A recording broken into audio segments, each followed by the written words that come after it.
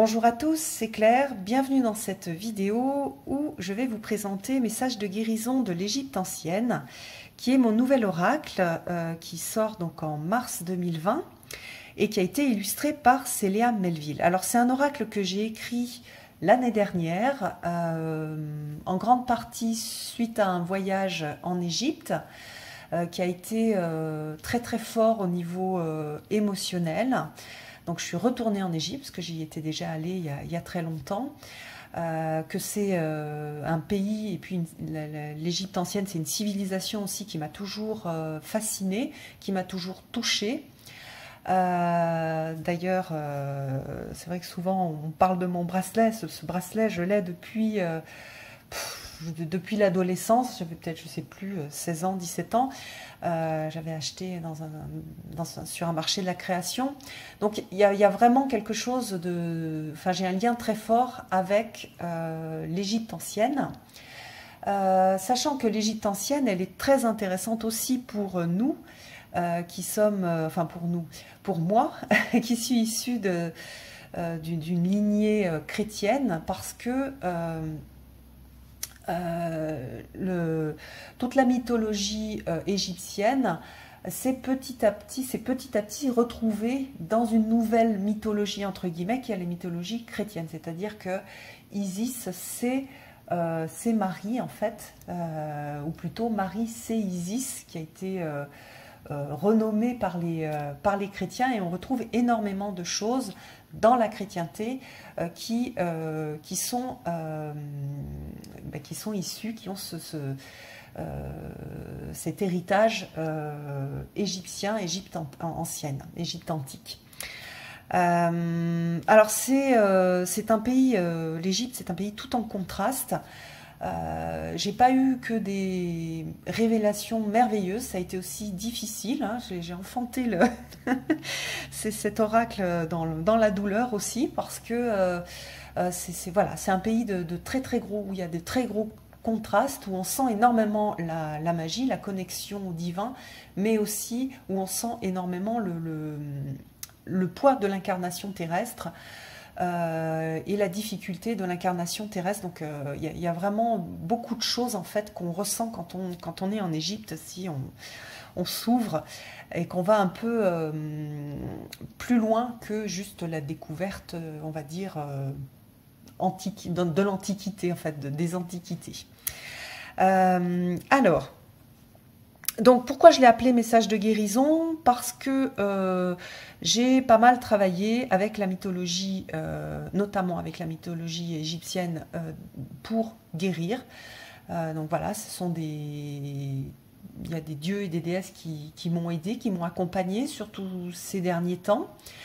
Et aussi parce que je trouve que cet énorme contraste que l'on trouve en Égypte, il m'a apporté quelque chose en fait, de l'ordre de la guérison. Et d'ailleurs, qu'est-ce que c'est que la guérison? La guérison, c'est la reconnexion avec le sacré, avec la partie divine qu'on a en soi, avec ce sentiment de faire partie du tout. Voilà, donc j'ai mis beaucoup de ce que je suis dans cet oracle. Et j'espère vraiment que ça va être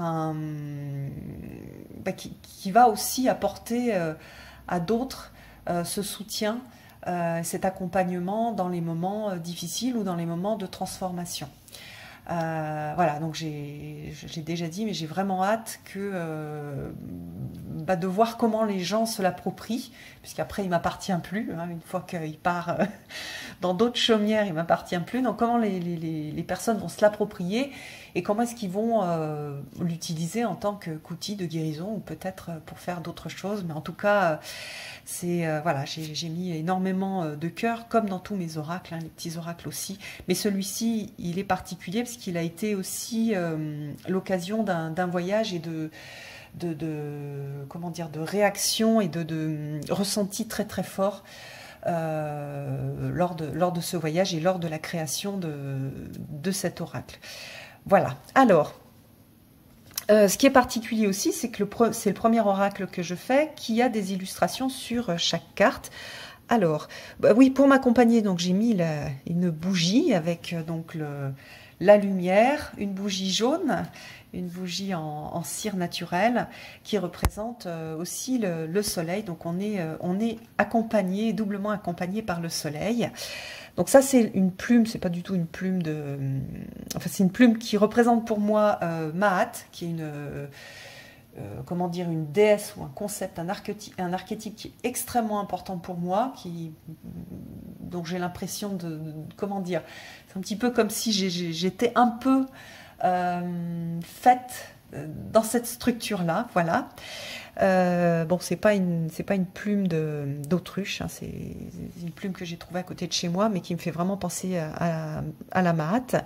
Et puis ça, ce sont des morceaux de marbre rose qui ont été que j'ai récupérés en bas des pyramides.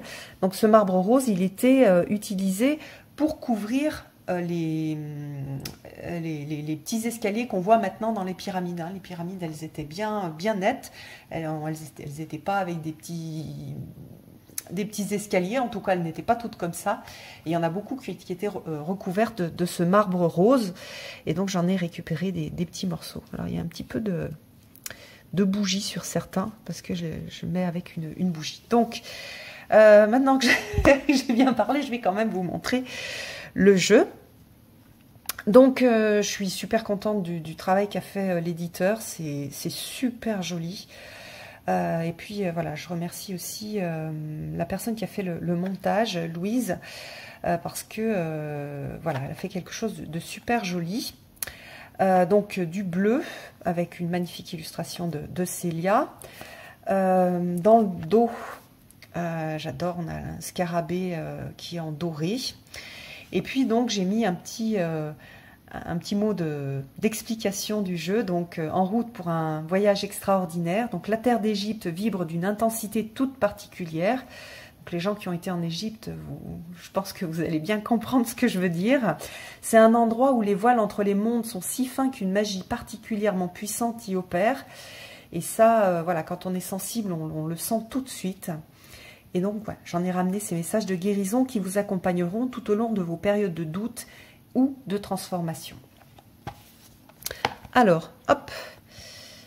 Ensuite, quand on ouvre la boîte, on a un décor avec comme du parchemin, j'adore. Voilà, avec ici une petite incantation pour, avant de tirer les cartes. Vous pouvez faire ce que vous voulez, hein, si vous avez le jeu, vous pourrez inventer votre incantation. Mais je vous conseille quand même celle-ci, c'est-à-dire d'invoquer la puissance de l'Égypte ancienne pour pouvoir être guidé. Voilà. Alors, ça c'est nouveau, c'est des petites cartes de présentation. Donc voilà, moi, super inspirée. C'est dur en fait de fournir une photo, mais je l'aime bien celle-ci. Et puis donc, Célia. Hop, ça c'est voilà. Et puis donc nous avons les cartes. Donc les cartes sont grandes. Elles ont la taille. Oui, c'est ça. Alors ça, je sais pas si ça vous parler. Le Tarot of the She, c'est des cartes qui sont un peu plus grandes que des cartes de tarot. J'aime beaucoup ils ont fait voilà un super boulot. J'adore comment dire la texture. On a un dos qui est magnifique. Merci Célia à nouveau pour ce super beau travail.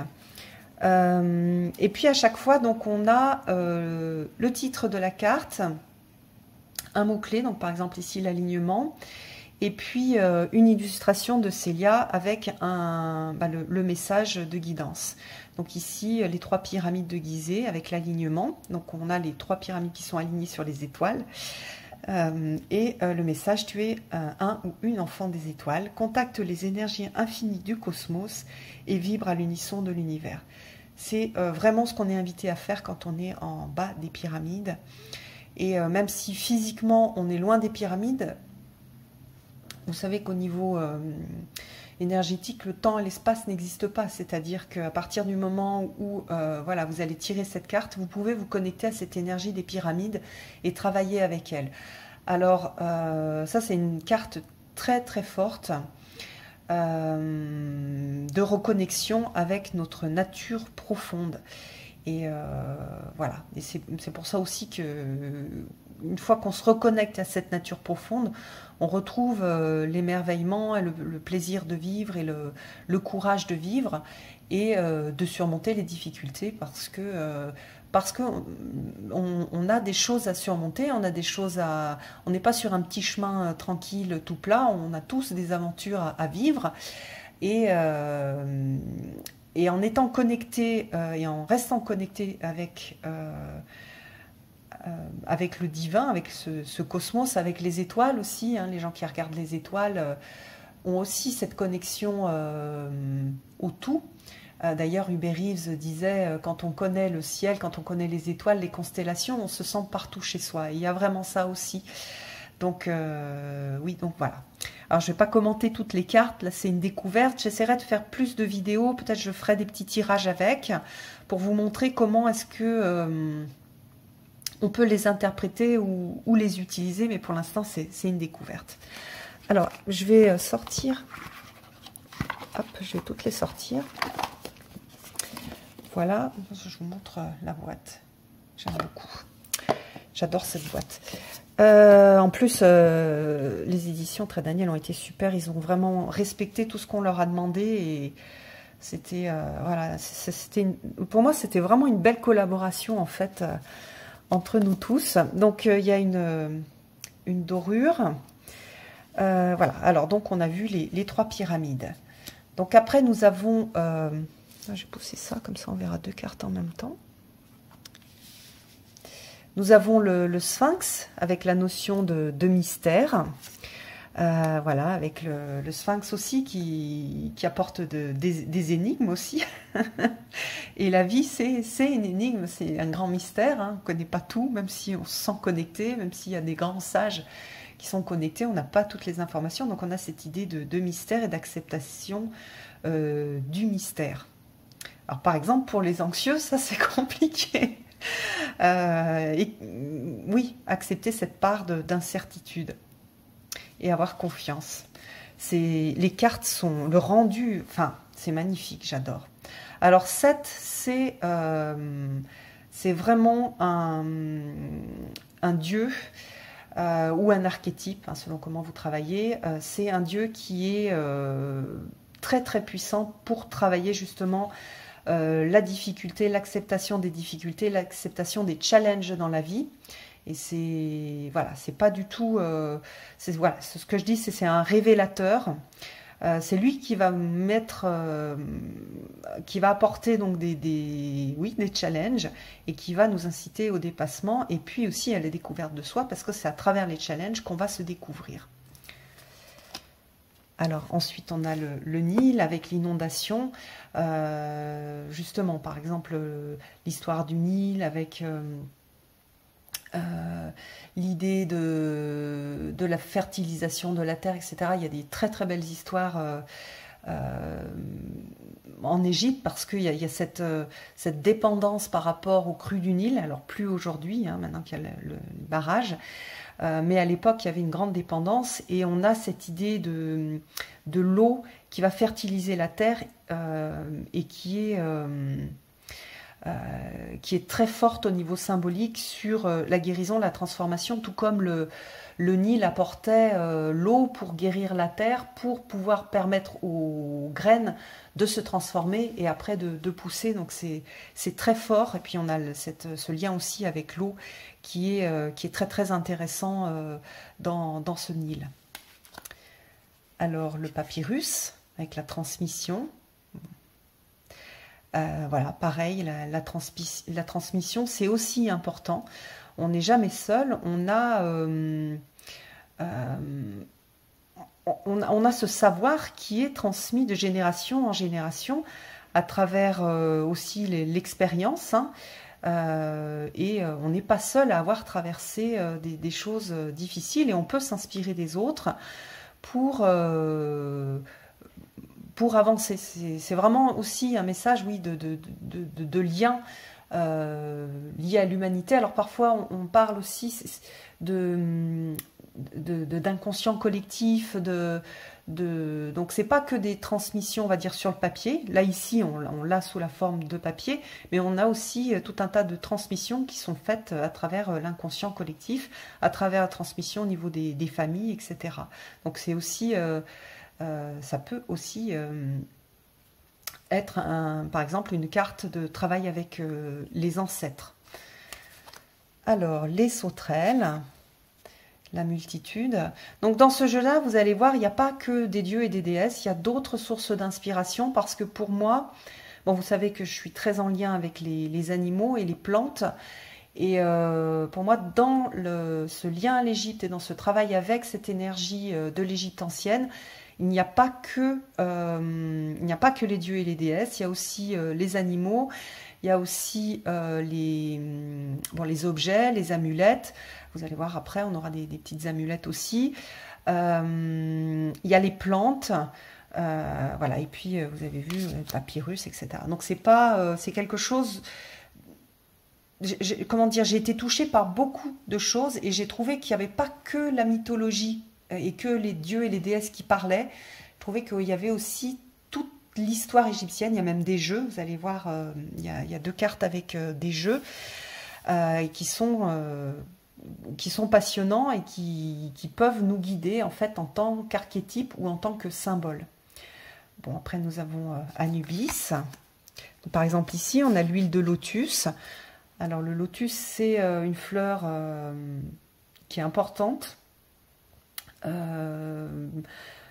pour plusieurs raisons. Et ici, on voit la partie huile de lotus qui était l'onction royale et qui permet de retrouver et de recontacter cette partie royale qu'on a en nous.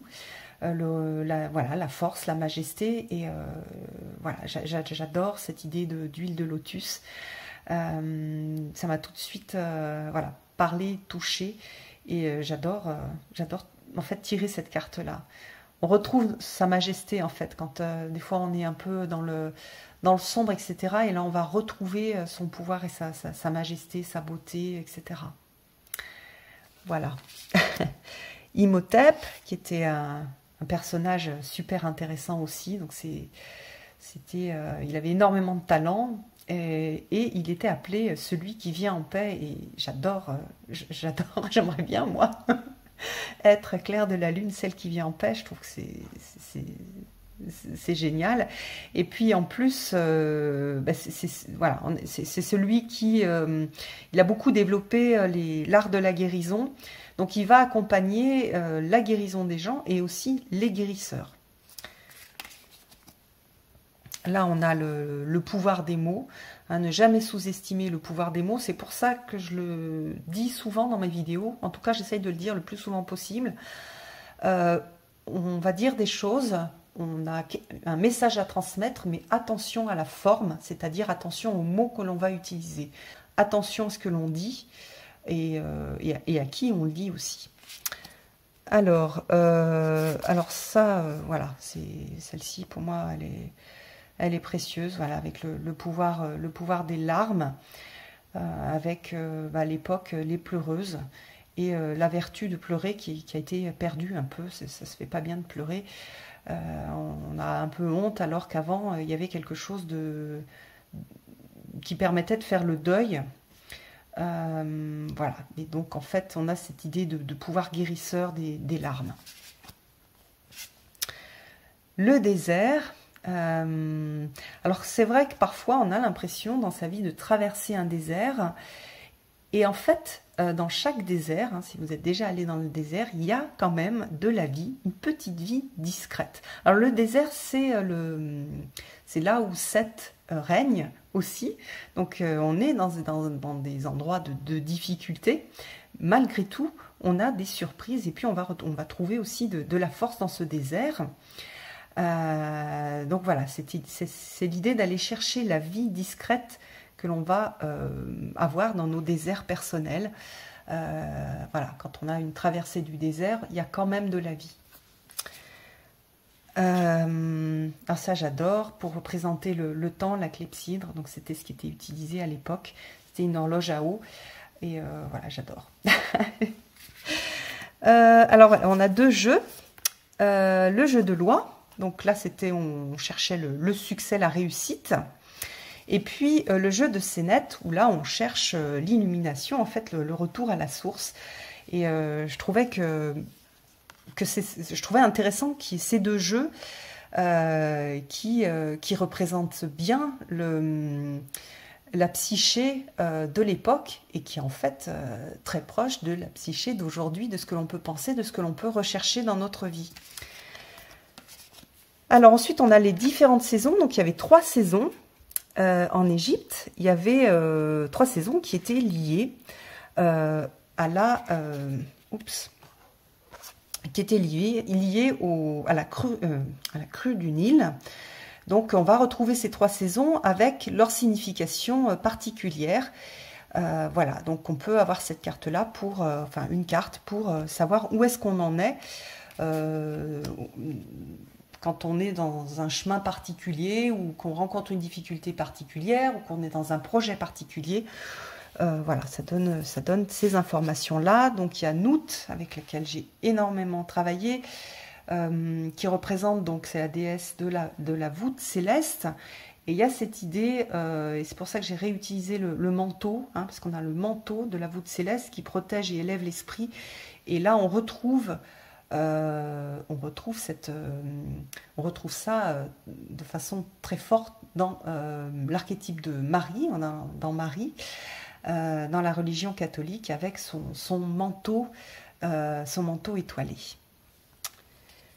Alors après, donc, nous avons Geb, le dieu de la terre. Et là,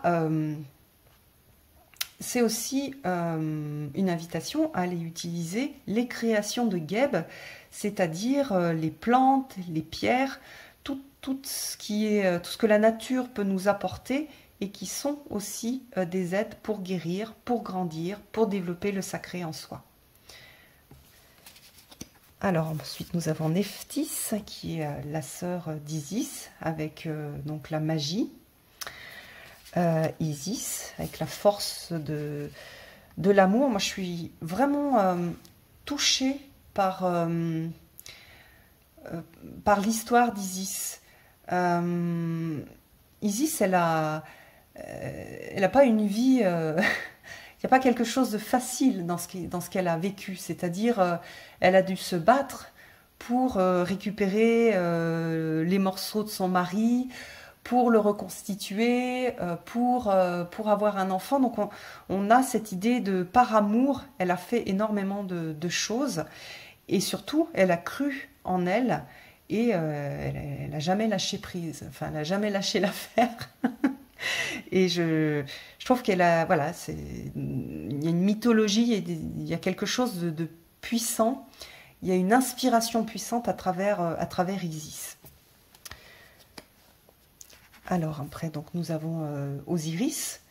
Alors lui, il a été démembré, dispersé, il a été rappelé à la vie, il est revenu différent et plus puissant. Donc pour moi, dans Osiris, on a énormément donc la résurrection et aussi au niveau psychologique, le fait de se remettre de ses blessures. Voilà, il y a une possibilité en fait de reconstruction. Même si, lorsqu'on est reconstruit, on en revient différent. Voilà.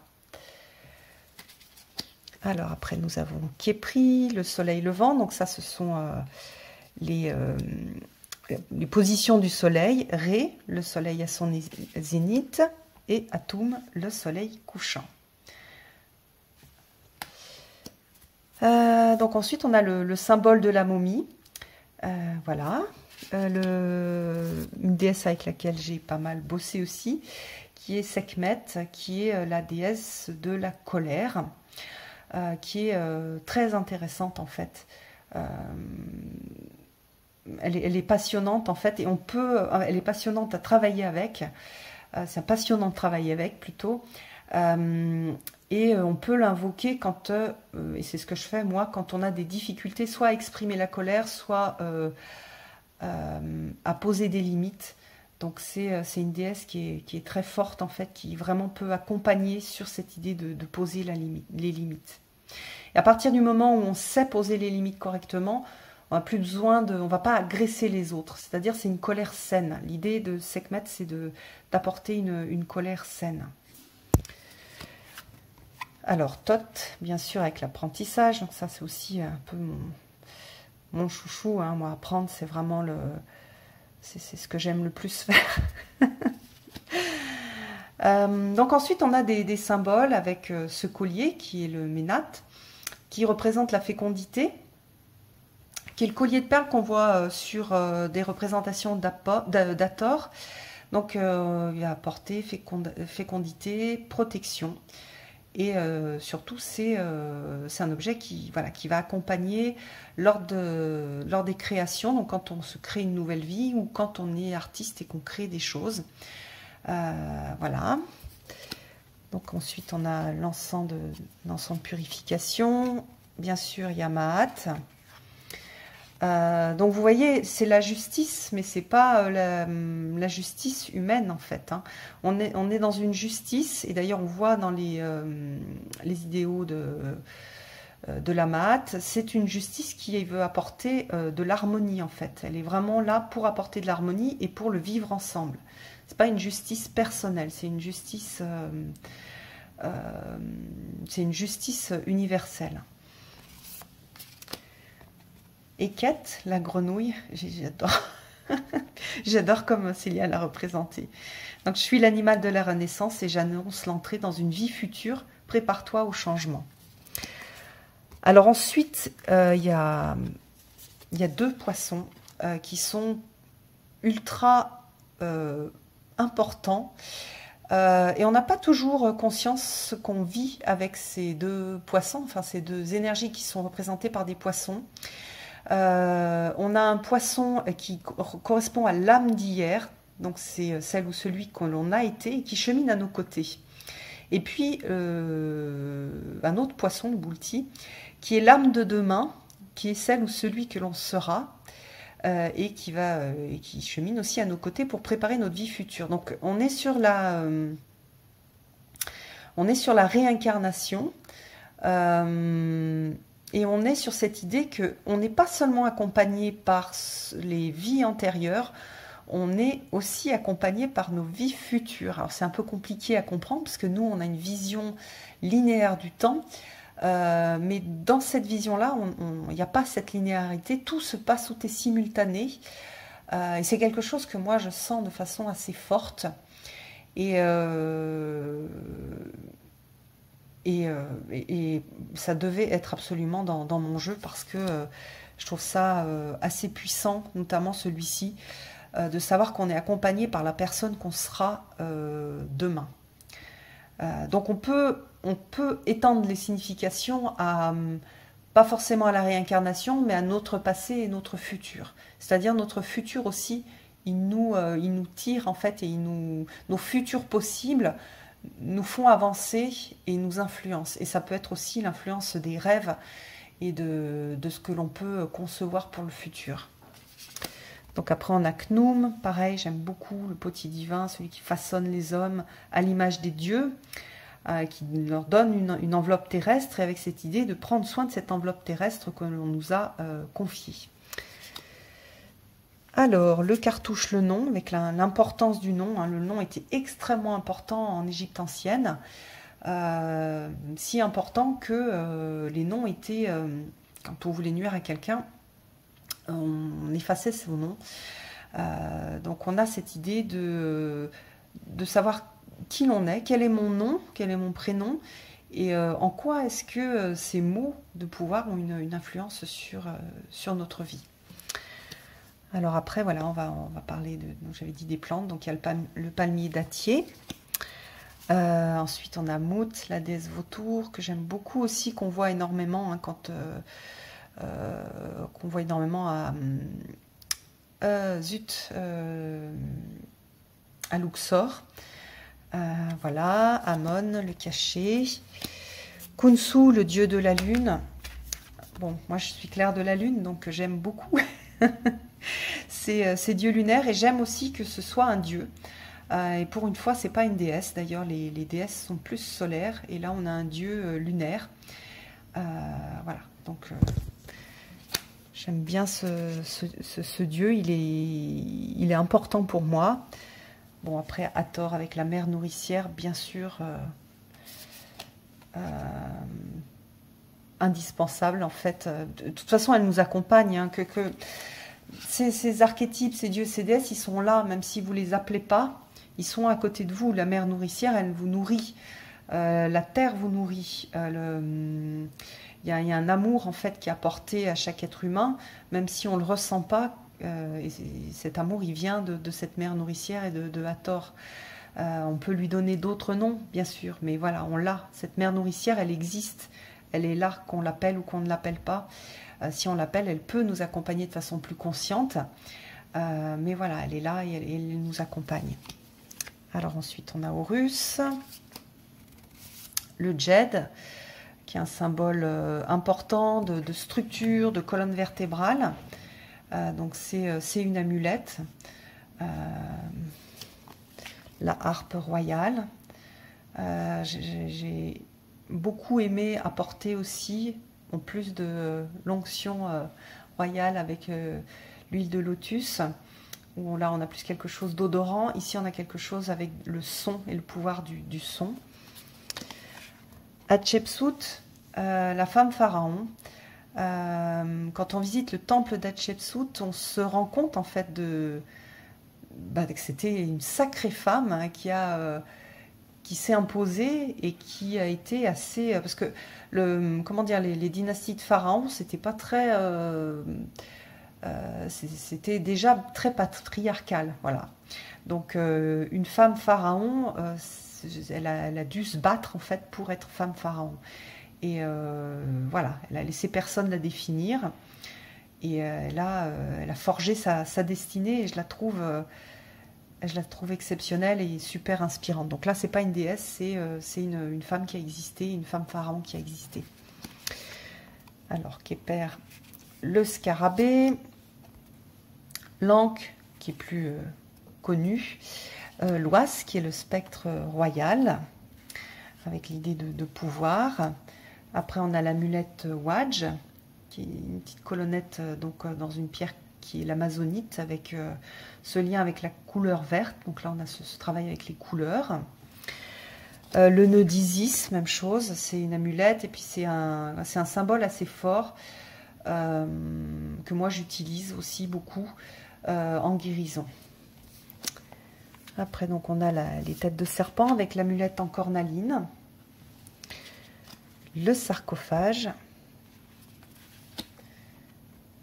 et puis la felouque avec le bateau à voile, avec cette idée de lâcher prise, et puis l'or, la chair du soleil. Voilà, témoin de la splendeur des dieux, je rappelle la puissance et l'importance de la vie intérieure et spirituelle. Réserve-toi du temps pour te connecter au divin. Donc voilà pour ce jeu que je suis vraiment... maintenant que je l'ai entre les mains, j'ai hâte de plus l'utiliser. Je viens juste de le recevoir. Je l'ai beaucoup porté. C'est vraiment mon bon bébé, comme les autres d'ailleurs, mais celui-là, il a le fait que ça a été suite à un voyage, suite à ce voyage-là, suite à un énorme travail avec l'Égypte ancienne, plus ce travail esthétique, enfin le fait que Célia ait fait des illustrations pour chaque carte, pour moi il est précieux. Alors on va faire un petit tirage. On va faire un petit tirage. Vous allez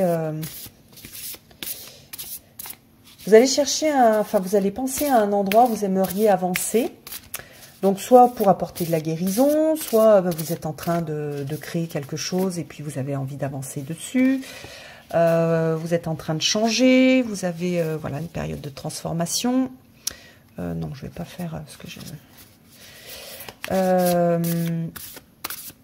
Vous avez besoin de guérir aussi certaines parties, dans certaines parties de votre vie, de faire le deuil, voilà. Donc, pensez à ça. Je vais faire faites une petite pause pour prendre le temps de bien réfléchir au sujet sur lequel vous voulez poser la question. Voilà.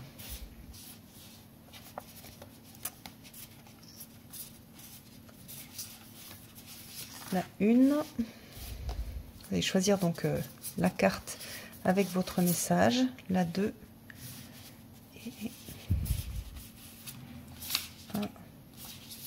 la 3.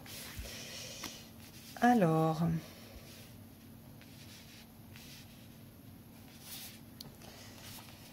donc moi, qu'est-ce que moi, je vais choisir la 2. Alors, pour les personnes qui ont choisi la... Donc, 1, 2, 3. Pour les personnes qui ont choisi la première, vous avez les têtes de serpent avec l'amulette en cornaline. Donc, vous êtes invité... Enfin, je vais vous lire le texte. Je suis la puissance, le feu et la chaleur. Je suis aussi la colère utile. Appelle-moi, pour t'aider à éliminer tout ce qui n'a plus de place dans ta vie. Donc, vous pouvez donc peut-être faire...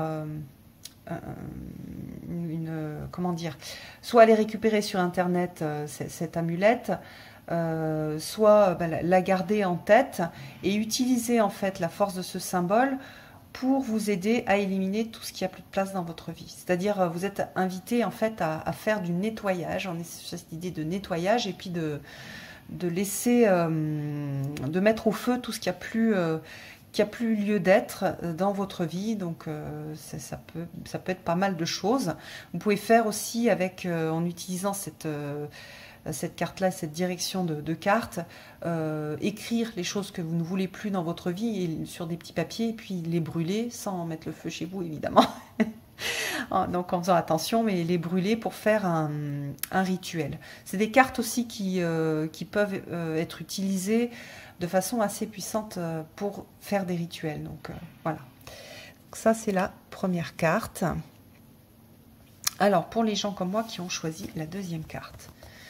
Le jeu de scénette, le chemin spirituel. En toi réside l'étincelle vibrante qui te guidera sur le chemin de la connaissance mystique et du retour à la source.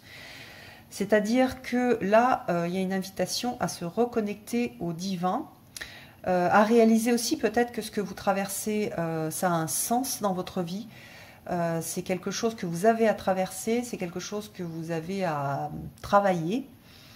Donc voilà, c'est pas le hasard, c'est pas pour le plaisir de souffrir, c'est parce que vous avez quelque chose à en apprendre, il y a quelque chose d'extrêmement spirituel derrière et vous êtes invité donc du coup à vous reconnecter à ça et à réaliser ce lien avec ce chemin spirituel. Donc l'idée, c'est si vous vous reconnectez et si vous refaites un lien avec votre moi supérieur aussi, avec vos parties divines, vous allez trouver la solution, vous allez trouver le moyen de vous en sortir. Et puis, pour le 3, c'est le Sphinx, le mystère. Donc, fier et énigmatique, je me dresse depuis des millénaires dans le sable et la poussière. Embrasse le mystère de la vie et suis ton chemin, même lorsqu'il te paraît incertain. Donc ça, c'est une carte un petit peu de lâcher prise et d'acceptation que au niveau de la personnalité, on n'a pas toutes les informations. Et donc, accepter qu'il y ait des choses mystérieuses qui se passent dans notre vie, on ne comprend pas pourquoi, et continuer courageusement sur ce chemin-là. Mais l'idée, c'est vraiment ça, c'est j'accepte le fait que les choses ne soient pas tout le temps 100% sûres. Parfois, je ne comprends pas pourquoi, et je n'ai pas forcément à comprendre. C'est vrai que dans d'autres cartes, on a une idée d'aller comprendre qu'est-ce qui se passe, qu'est-ce qui se joue pour soi, sur notre chemin spirituel. Et là, dans cette carte-là, on a cette idée que non, pour l'instant, c'est pas le moment. On n'a pas à comprendre ce qui se passe. On a juste à continuer en ayant confiance et en se disant, bah, ça doit avoir un sens.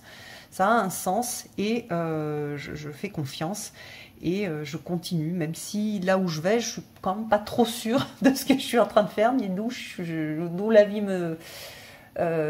m'emmène. Voilà, donc confiance et lâcher prise. Voilà, j'espère que ce petit tirage vous aura un petit peu inspiré et aidé. Je suis à nouveau super contente de vous avoir présenté ce jeu. Et voilà, j'ai hâte de voir des gens qui l'utilisent et avoir des retours. Je vous embrasse tous et je vous donne rendez-vous pour une prochaine vidéo. À bientôt!